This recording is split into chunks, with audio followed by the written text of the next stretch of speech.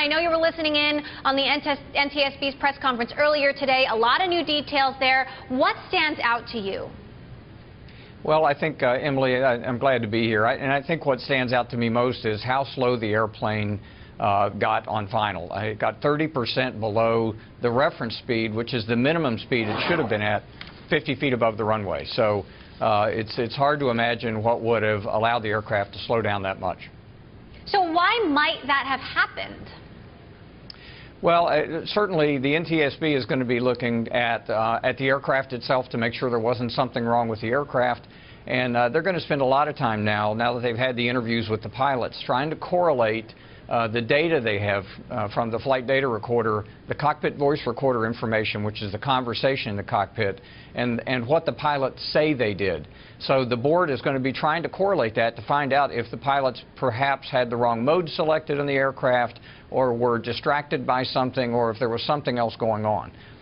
Normally there would be no reason for the aircraft to get that slow on an approach. So you say that there's one thing that nobody is talking about or has not talked about yet. What is that? Well, you know, there has been focus on the electronic glide slope being out. The instrument landing system for that runway was disabled because of some construction.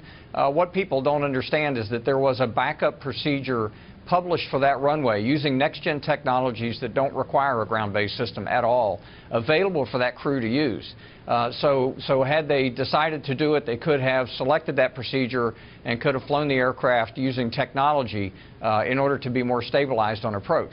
The other thing is there were also a set of lights at the end of the runway that would assist them in making sure they were on the right angle.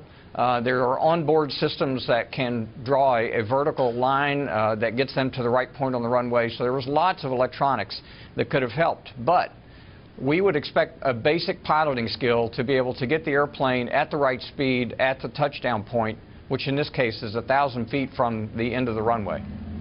So then, in your view, would you say that at this point it looks like pilot error was a factor here? Well, I certainly think that's a focus. As I said, the board is going to be looking to make sure that nothing was wrong with the airplane. And so far, from what they've seen, they haven't given any indication that they have found a malfunction on the airplane. You know, they're going to continue to look at things like the environment, which I think they have just about ruled out at the airplane. And then, of course, human performance, the pilot's performance is going to be a focus. And you know, the investigation is not going to only focus on that, but certainly that's an area they're going to be looking very closely at. How about this, John? Would you say that it's not looking good for the crew right now? Well, I certainly think that the highest probability would be that that the crew somehow didn't intervene when the aircraft started to get that slow. 30% below the minimum speed the airplane should have been at. That's very significant, as you've heard the board say. There are indications on the aircraft that alert the crew. The person flying, there's also been some attention paid to the fact that this pilot was doing his initial operational experience flights, and he had 40-some-odd hours. In the U.S., it's only 25 hours, and even that can be reduced. So before you get in the seat, you're fully qualified in the airplane, you have a type rating, you're completely signed off, and then you get the operating experience with the airline. Had he been a U.S. pilot, likely he would have been signed off already. So then I guess back to the original question, which is, you know, if the speed slowed down so greatly, why wouldn't the pilots have intervened? That's the real question. You know, you've heard people talk about the previous accident in England where the engines didn't spool up. In this case, it appears the engines spooled up normally and were creating thrust. It's hard to imagine, unless they became distracted by something, that they would allow the speed to deteriorate that far. Now, that being said, it deteriorated pretty quickly.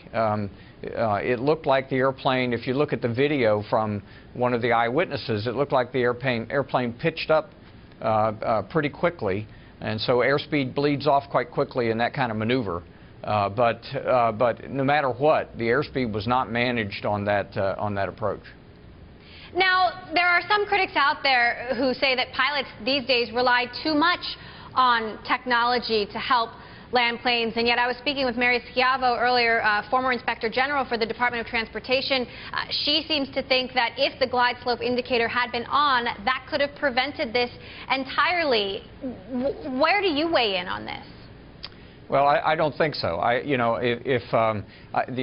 the fact is that there were other methods, including lights at the end of the runway, which are the primary reference in visual conditions to make sure you're on the right path, that were working. So they had an indication, a visual indication that they weren't on the right path. There has to be a balance between pilots hand flying the aircraft and using technology. Technology allows the aircraft to be more stable. It allows us to put airplanes closer together in bad weather conditions safely. But we have to make sure there's enough training for pilots to have the skill to be able to land the aircraft manually when they need to. Right now, we think the balance is struck at the right place, but certainly it'll be looked at again in light of this accident.